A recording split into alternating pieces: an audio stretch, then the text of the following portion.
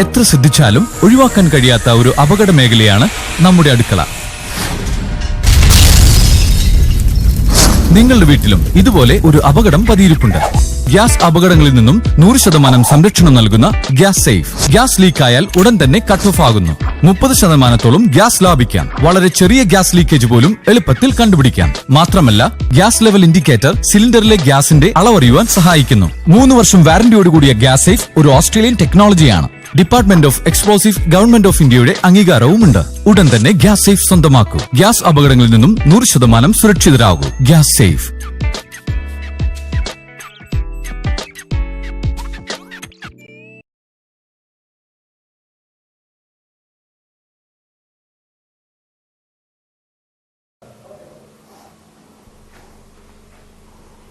നമസ്കാരം. ഒരു വീടിൻ്റെ ഐശ്വര്യത്തിൻ്റെയും സമൃദ്ധിയുടെയും പ്രതീകമാണ് അടുക്കള. വിറക് ഉപയോഗിക്കുന്ന അടുക്കളയിൽ നിന്നും ഗ്യാസ് ഉപയോഗിക്കുന്ന അടുക്കളയിലേക്ക് മാറിയപ്പോൾ കരിയുടെയും മാറാലയുടെയും ശല്യവും അടുക്കളയിൽ നിന്നും മാഞ്ഞു. ഗ്യാസ് ഉപയോഗിച്ച് പാചകം ചെയ്യുവാൻ നഗരത്തിലെയും നാട്ടിൻപുറത്തെയും വീട്ടമ്മമാർ ഇന്ന് വിദഗ്ധരാണ്. എങ്കിലും ഇടയ്ക്ക് സംഭവിക്കുന്ന ചില അപകട വാർത്തകൾ കേൾക്കുമ്പോഴുണ്ടാവുന്ന ഭയം വലുതാണ്. പഴയകാലത്തെ വീട്ടമ്മമാർ ഗ്യാസ് കൊണ്ടുള്ള പാചകം വളരെ ഗൗരവമായാണ് കണ്ടിരുന്നത്. അതുകൊണ്ട് അക്കാലങ്ങളിൽ അപകടങ്ങളും കുറവായിരുന്നു. എന്നാൽ പുതിയ തലമുറയിലെ വീട്ടമ്മമാർ ഗ്യാസ് കൊണ്ടുള്ള പാചകവും മറ്റും വളരെ നിസ്സാരമായാണ് കാണുന്നത്. അതുകൊണ്ട് തന്നെ ഇപ്പോൾ ഗ്യാസ് കൊണ്ടുള്ള അപകടങ്ങളും കൂടുതലാണ്. നാം ഇന്ന് വീട്ടിൽ ഉപയോഗിക്കുന്ന നിത്യോപയോഗ സാധനങ്ങളിൽ ഏറ്റവും അപകടം കൂടിയ സംഗതി ഏതാണെന്ന് ഒരു വീട്ടമ്മയോട് ചോദിച്ചാൽ ഒരുപക്ഷെ അയൺ ബോക്സ് എന്നോ വാട്ടർ ഹീറ്റർ എന്നോ വാഷിംഗ് മെഷീൻ എന്നോ അതുമല്ലെങ്കിൽ ഇലക്ട്രിസിറ്റി എന്നോ ആയിരിക്കും ഉത്തരം. ഇലക്ട്രിസിറ്റി കൊണ്ടുള്ള അപകടങ്ങൾ ഉണ്ടാകാതിരിക്കുന്നതിനെ നാം ELCB, MCB എന്നീ സംവിധാനങ്ങൾ ഉപയോഗിക്കാറുണ്ട്. ഇലക്ട്രിസിറ്റി കൊണ്ടുള്ള അപകടം സംഭവിച്ചാൽ ഒരുപക്ഷെ അപകടം സംഭവിക്കുന്ന വ്യക്തിക്കോ അല്ലെങ്കിൽ ആ ഉപകരണത്തിനോ മാത്രമാണ് നഷ്ടം സംഭവിക്കുന്നത്. നാം 10,000 രൂപയുടെ ഒരു ഫ്രിഡ്ജിന് വേണ്ടി 1000 രൂപയുടെ സ്റ്റെബിലൈസർ വാങ്ങുന്നു. 10,000 രൂപയുടെ സേഫ്റ്റിക്ക് വേണ്ടിയാണ് 1000 രൂപയുടെ സ്റ്റെബിലൈസർ വാങ്ങുന്നത്. അതിനേക്കാൾ എത്രയോ ഭയാനകമായ ബോംബാണ് നമ്മുടെ വീട്ടമ്മമാർ നിസ്സാരമായി കൈകാര്യം ചെയ്യുന്നത്. ഒരു ഗ്യാസ് സിലിണ്ടർ പൊട്ടിത്തെറിച്ചാൽ ആ വ്യക്തി മാത്രമല്ല, ആ കുടുംബം മുഴുവനും അല്ലെങ്കിൽ ആ പ്രദേശം മുഴുവനും തകർന്ന് തരിപ്പണമാകും. ഇനി ഗ്യാസ് സിലിണ്ടറിനെ കുറിച്ച് 2 വാക്ക് ഞാൻ പ്രതിപാദിക്കാം. 1 കിലോ ഗ്യാസ് സിലിണ്ടറിൽ നിന്നും പുറത്തു വന്ന് വായുവുമായി കൂടിച്ചേർന്നാൽ അതിൻ്റെ 25 മടങ്ങാണ് കത്താനുള്ള കപ്പാസിറ്റി. അതിൻ്റെ എക്സ്പ്ലോസീവ് കപ്പാസിറ്റി എന്ന് പറഞ്ഞാൽ 500 മടങ്ങാണ്. അതായത് 1 × 25 × 500 കിലോ ആണ് എക്സ്പ്ലോസീവ് കപ്പാസിറ്റി. ഒരു ഫുൾ സിലിണ്ടർ പൊട്ടിത്തെറിച്ചാൽ 7 നിലയുള്ളൊരു കെട്ടിടം അപ്പാടെ തകർന്ന് തരിപ്പണമാക്കാൻ കഴിയും. അതുമൂലമുണ്ടാകുന്ന നഷ്ടങ്ങൾ നമുക്ക് ചിന്തിക്കാവുന്നതിനും അപ്പുറമാണ്. മേൽപ്പറഞ്ഞ അപകടങ്ങളിൽ നിന്നും 100% സംരക്ഷണം നൽകുന്ന ഒരു ഉപകരണത്തെയാണ് ഞങ്ങൾ നിങ്ങൾക്ക് വേണ്ടി പരിചയപ്പെടുത്തുന്നത്. Gas safe. ഓസ്ട്രേലിയൻ ടെക്നോളജിയിൽ ഇന്ത്യയിൽ നിർമ്മിക്കുന്ന government of India department of എക്സ്പ്ലോസീവ്സിൻ്റെ അംഗീകാരവും ISO 9000 2000 സർട്ടിഫൈഡുമുള്ള ഒരു ഉൽപ്പന്നമാണ് ഗ്യാസ് സേഫ്. ഇത് ഉപയോഗിക്കുന്നത് മൂലം നിങ്ങൾക്കുണ്ടാകുന്ന ഗുണങ്ങളെക്കുറിച്ച് ഇനി പറയാം. ഗ്യാസ് അപകടങ്ങളിൽ നിന്നും 100% സംരക്ഷണവും ഒപ്പം 30% വരെ ഇന്ധന ലാഭവും. ഗ്യാസ് ലീക്കായാൽ ഉടൻ കട്ട് ഓഫ് ആകുന്നു. വളരെ ചെറിയ ഗ്യാസ് ലീക്കേജ് പോലും എളുപ്പത്തിൽ കണ്ടുപിടിക്കാം.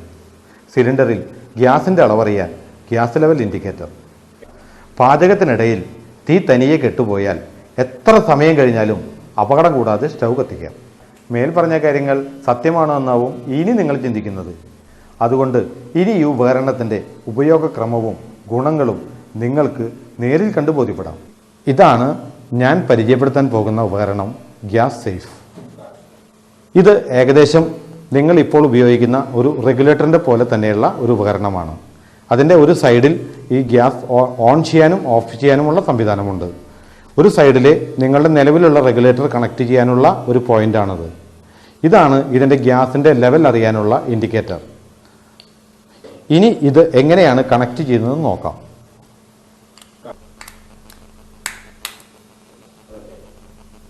ഗ്യാസ് സേഫിൻ്റെ മുകളിൽ ഇപ്പോൾ ഈ റെഗുലേറ്റർ കണക്ട് ചെയ്തിരിക്കുകയാണ്.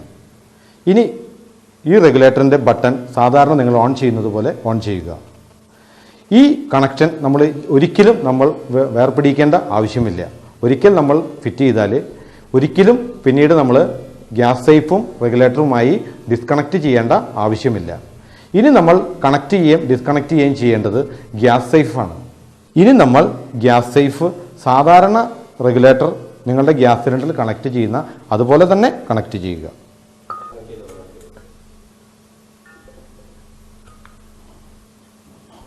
ഗ്യാസ് സേഫ് കണക്ട് ചെയ്തതിന് ശേഷം ഈ സൈഡിലുള്ള സ്വിച്ച് സാധാരണ റെഗുലേറ്റർ നിങ്ങൾ ഓൺ ചെയ്യുന്ന അതുപോലെ തന്നെ ഓൺ ചെയ്യുക.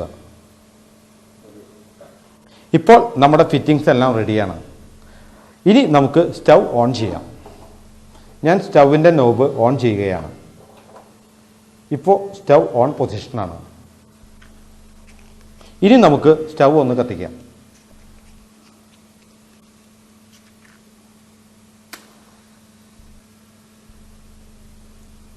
സ്റ്റൗ കത്തുന്നില്ല. നമ്മുടെ വീട്ടിലാണെന്നുണ്ടെങ്കിൽ റെഗുലേറ്റർ ഓൺ ചെയ്ത് കഴിഞ്ഞാൽ ഗ്യാസ് ത്രൂ ഫ്ലോ വന്ന് പക്ഷേ അടുപ്പ് കത്തുന്നില്ല. അതിന് കാരണം ഈ കാണുന്ന ഗ്യാസ് ലെവൽ കൺട്രോൾ ഇതൊരു സ്വിച്ച് പോലെ പ്രവർത്തിക്കുന്നു. ഈ സ്വിച്ച് 2 പ്രാവശ്യം പ്രസ് ചെയ്താൽ ഗ്യാസ് ഈ റെഗുലേറ്ററിൽ കൂടി ട്യൂബ് മുഖാന്തരം അടുപ്പിലെത്തുകയും അടുപ്പ് നമുക്ക് സാധാരണ പോലെ കത്തിക്കാൻ സാധിക്കുകയും ചെയ്യും. ഇപ്പോൾ ഈ ഇൻഡിക്കേറ്ററിൻ്റെ ഏറ്റവും അവസാനത്തെ നിലയിലാണ് നമ്മളുടെ ഗ്യാസിൻ്റെ ഇൻഡിക്കേഷൻ കാണിക്കുന്നത്. ഞാനിപ്പോൾ ഈ ഇൻഡിക്കേറ്റർ പ്രസ് ചെയ്യുകയാണ് 2 പ്രാവശ്യം. ഇപ്പോൾ അതിൻ്റെ നീഡിൽ മുന്നോട്ട് നീങ്ങിയിരിക്കുന്നതായി കാണാം. ഇനി നമുക്ക് അടുപ്പ് കത്തിക്കാം.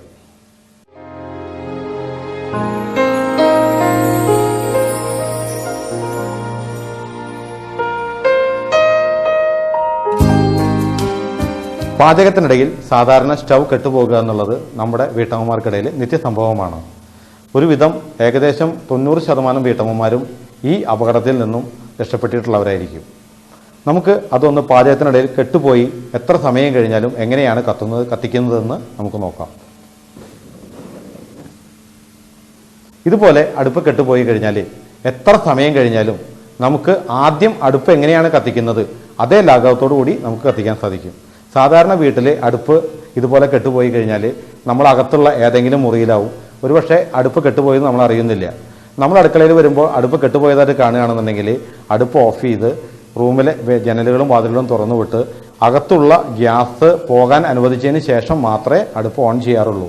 അതിനു മുൻപ് ഓൺ ചെയ്യുകയാണെങ്കിൽ നമുക്ക് അപകടത്തിനുള്ള സാധ്യത കൂടുതലാണ്. നമ്മളുടെ ഇൻസ്ട്രുമെൻ്റ് കണക്ട് ചെയ്തെന്നുണ്ടെങ്കിൽ എത്ര സമയം കഴിഞ്ഞാലും നമുക്ക് ആദ്യം ഉപയോഗിക്കുന്ന പോലെ തന്നെ നമുക്ക് ഉപയോഗിക്കാം. ഇപ്പോൾ ഞാൻ ഇത്രയും സമയം നിങ്ങളുടെ മുമ്പിൽ സംസാരിച്ചു. ഇത്രയും സമയം കഴിഞ്ഞ് നമുക്ക് വീട്ടിൽ ഗ്യാസ് ഓൺ ചെയ്യാനായിട്ട് ഗ്യാസ് അടുപ്പ് കത്തിക്കാനായിട്ട് സാധിക്കില്ല. ഇനി നമുക്ക് അടുപ്പൊന്ന് കത്തിച്ച് നോക്കാം.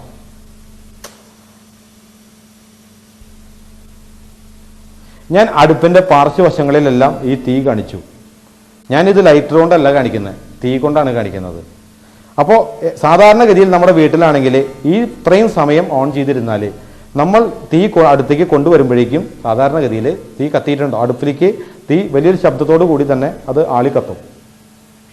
നമ്മളുടെ ഇൻസ്ട്രുമെൻ്റ് കണക്ട് ചെയ്തിട്ടുള്ളത് കൊണ്ടാണ് എനിക്ക് ഈ പരിസരത്തൊക്കെ കൊണ്ടുവന്നിട്ട് പോലും അടുപ്പ് കത്താതിരിക്കുന്നത്.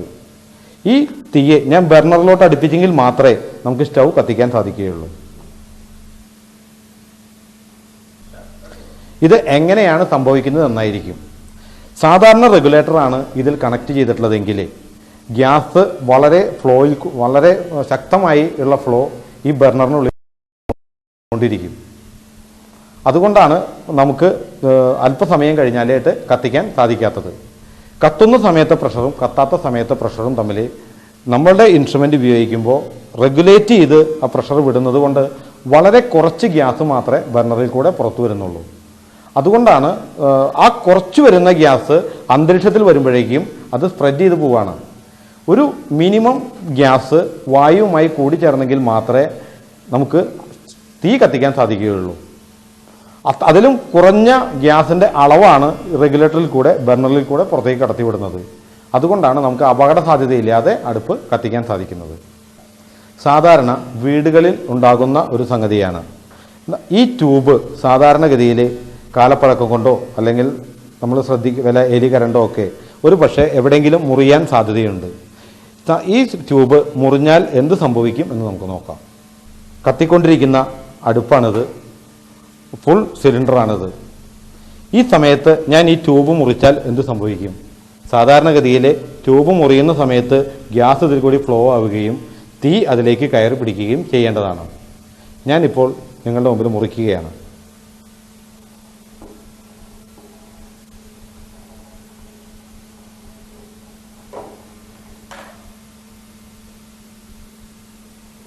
ഇവിടെ ഗ്യാസിൻ്റെ ഇൻഡിക്കേറ്റർ എൻഡിലേക്ക് പോയി, അതായത് ഗ്യാസ് കട്ടായി. ഞാൻ പറഞ്ഞു ഗ്യാസ് കട്ടായി എന്ന്.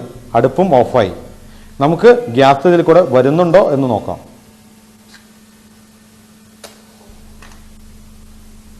ഗ്യാസ് വരുന്നുണ്ടോ? ഇനി ഞാൻ ആദ്യം നിങ്ങളോടൊരു കാര്യം പറഞ്ഞു, ഇത് പ്രസ് ചെയ്താലാണ് ഗ്യാസ് റിലീസാവുകയെന്ന്. ആരെങ്കിലും കിച്ചണിൽ അങ്ങോട്ടോ ഇങ്ങോട്ടോ പാസ് ചെയ്യുന്ന സമയത്ത് ഇതൊന്ന് പ്രസ് ചെയ്ത് കഴിഞ്ഞാൽ വീണ്ടും ഗ്യാസ് പുറത്തോട്ട് വരികയാണെന്നുണ്ടെങ്കിൽ നമ്മൾ ഈ ഇൻസ്ട്രുമെൻ്റ് ഘടിപ്പിച്ചതുകൊണ്ട് യാതൊരു ഫലവും ഉണ്ടാകുന്നില്ല. നമുക്ക് ഇതൊന്ന് പ്രസ് ചെയ്ത് നോക്കാം. ഞാൻ പ്രസ് ചെയ്ത നേരത്ത് മാത്രമാണ് തീ വന്നത്. കണ്ടിന്യൂസ് ആയിട്ട് ഗ്യാസ് ഫ്ലോ വരുന്നില്ല. കാരണം ഇവിടെ പൈപ്പ് മുറിഞ്ഞിരിക്കുന്നത് കൊണ്ടാണ് കണ്ടിന്യൂസ് ആയിട്ട് ഗ്യാസ് ഫ്ലോ വരാത്തത്. ഇനി ഈ പൈപ്പ് ഒന്ന് ബ്ലോക്ക് ചെയ്ത് നോക്കാം.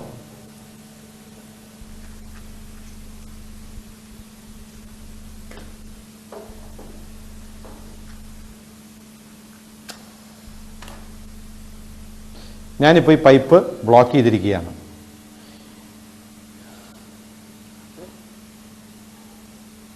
ഇനി ഇത് പ്രസ് ചെയ്താൽ വീണ്ടും നീഡിൽ കയറി നിൽക്കുന്നതായിട്ട് കാണാം. ഇപ്പോൾ ഞാൻ ഈ പൈപ്പ് ബ്ലോക്ക് ചെയ്തു, അത് സ്വിച്ച് ഓൺ ചെയ്തു. എൻ്റെ ഈ വിരൽ വരെ ഇതുവരെ ഇപ്പോൾ ഫുൾ ഗ്യാസാണ്. ഞാൻ ആ ഗ്യാസിന് തീ കൊളുത്താൻ പോവുകയാണ്.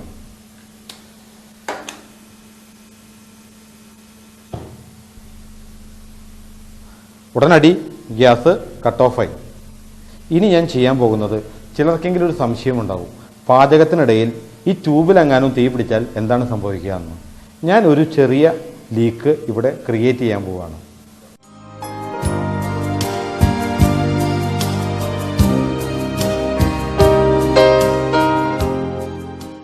ഞാനിവിടെ ഒരു ചെറിയ ലീക്ക് ക്രിയേറ്റ് ചെയ്തിരിക്കുകയാണ്. അവിടെ നമുക്ക് ഒന്ന് തീ കൊടുത്തു നോക്കാം.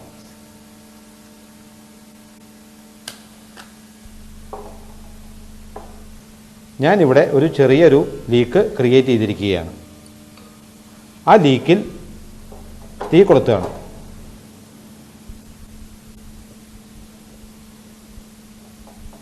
തീ പിടിച്ച് ഹോൾ വലുതായി കഴിഞ്ഞാൽ ഉടനടി ഇൻഡിക്കേറ്റർ കട്ടാവുന്നത് കാണാം. നമ്മൾ രണ്ട് കാര്യങ്ങൾ ഡെമോൺസ്ട്രേഷൻ കണ്ടു. ഒന്ന്, അടുപ്പ് തിളച്ച് പാലോ കഞ്ഞിവെള്ളമോ കാറ്റ് മുഖാന്തരം കെട്ടുപോയി എത്ര സമയം കഴിഞ്ഞാലും നമുക്ക് വളരെ ഈസിയായി തന്നെ അടുപ്പ് കത്തിക്കാവുന്നത് എങ്ങനെയാണെന്ന് നമ്മൾ കണ്ടു. രണ്ടാമത്, പൈപ്പിലോ മറ്റോ എവിടെയെങ്കിലും ഗ്യാസ് ലീക്ക് ഉണ്ടെങ്കിൽ ഉടനടി കട്ടാവുന്നതും എങ്ങനെയാണെന്ന് നാം കണ്ടു. ഇനി വളരെ മൈനർ ലീക്കേജ് പോലും നമുക്ക് കണ്ടുപിടിക്കാം. നമ്മളറിയാതെ തന്നെ ഓൾറെഡി ഇപ്പോൾ നമ്മുടെ വീട്ടിൽ ചെറിയ മൈനർ ലീക്കേജ് ഉണ്ടാവും. അതൊരു പക്ഷേ മണമോ അപകട സാധ്യതയോ ഇല്ല. പക്ഷേ നമ്മളറിയാതെ തന്നെ ഒരു മാസം ഉപയോഗിക്കുന്ന സിലിണ്ടറിൽ 1-2 ദിവസത്തെ ഗ്യാസ് വെറുതെ വേസ്റ്റായി പോകുന്നുണ്ടാവും. അത് ഉണ്ടോ എന്നുള്ളത് നമുക്ക് ഡിറ്റക്റ്റ് ചെയ്യാനായിട്ട് സാധിക്കും. അത് എങ്ങനെയാണെന്ന് നമുക്ക് നോക്കാം.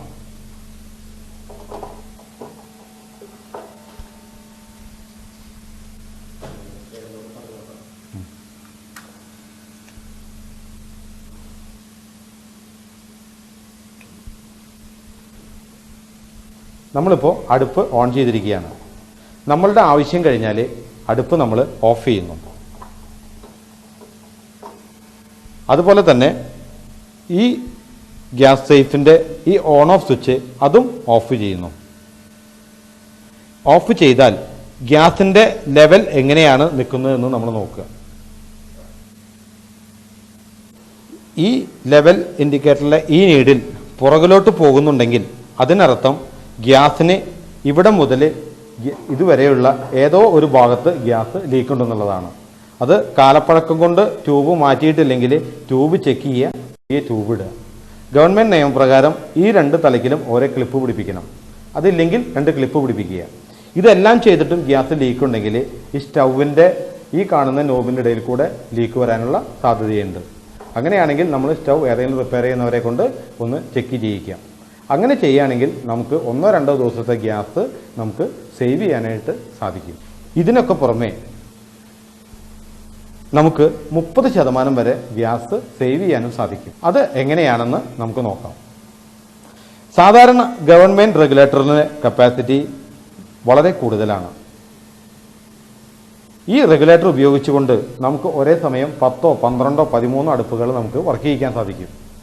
നമ്മൾ സാധാരണ പാചകത്തിന് വീട്ടിൽ ഉപയോഗിക്കുന്നത് സിംഗിൾ ബർണറോ 2 ബർണറോ ഉള്ള അടുപ്പുകളാണ് നമ്മൾ സാധാരണ ഉപയോഗിക്കുന്നത്. ഒരു പക്ഷേ 3, 4 ഉള്ള ബർണറുകൾ വരെ നമ്മൾ വീട്ടിൽ ഉപയോഗിച്ചേക്കാം. നമുക്ക് സാധാരണ ഈ റെഗുലേറ്റർ ഉപയോഗിക്കുമ്പോൾ നാം അറിയാതെ കുറേ ഗ്യാസ് വേസ്റ്റായി പോയിക്കൊണ്ടിരിക്കുന്നുണ്ട്. നമ്മളുടെ റെഗുലേറ്റർ അത് കൺട്രോൾ ചെയ്ത് വിടുന്നത് കൊണ്ട് വളരെ കുറച്ച് മാത്രം ഗ്യാസേ നമ്മുടെ റെഗുലേറ്ററിൽ കൂടെ പുറത്തേക്ക് വിടുന്നുള്ളൂ. ഒരേ സമയം മാക്സിമം 4 അടുപ്പുകൾ വരെ നമ്മളുടെ റെഗുലേറ്റർ ഉപയോഗിച്ചാൽ വർക്ക് ചെയ്യുള്ളൂ. അതുകൊണ്ടാണ് നമുക്ക് ഏകദേശം 30% വരെ ഗ്യാസ് സേവ് ചെയ്യാനായിട്ട് സാധിക്കുന്നത്. സാധാരണ ഗവൺമെൻറ് റെഗുലേറ്റർ ഉപയോഗിക്കുമ്പോൾ അവർ നമ്മളോട് നിഷ്കർഷിക്കുന്ന ഒരു കാര്യമുണ്ട്.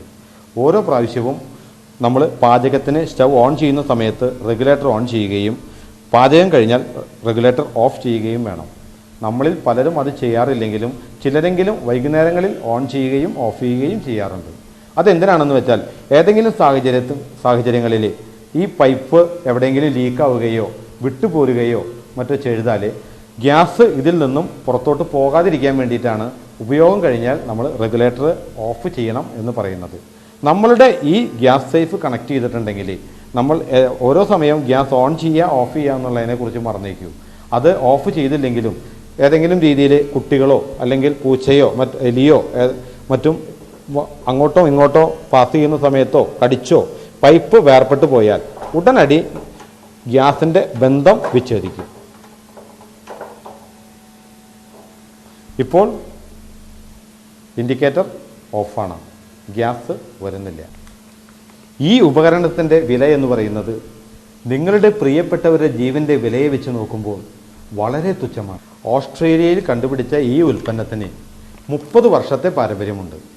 28 രാജ്യങ്ങളിൽ ഗ്യാസ് സേഫ് ഇന്നും ഉപയോഗിക്കുന്നു. ഇന്ത്യയിൽ 8 വർഷമായി ഗ്യാസ് സേഫ് ഉപയോഗിച്ചു വരുന്നു. ഈ ഗ്യാസ് സേഫിന് 3 വർഷത്തെ വാറണ്ടിയുണ്ട്.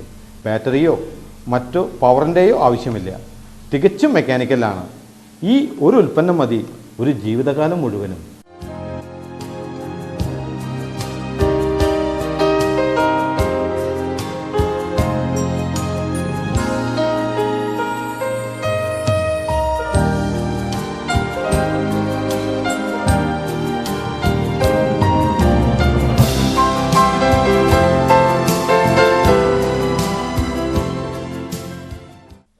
ഇപ്പോൾ മനസ്സിലായില്ലേ ഗ്യാസ് സേഫ് ഓരോ വീട്ടിലും അത്യന്താപേക്ഷിതമാണെന്ന്?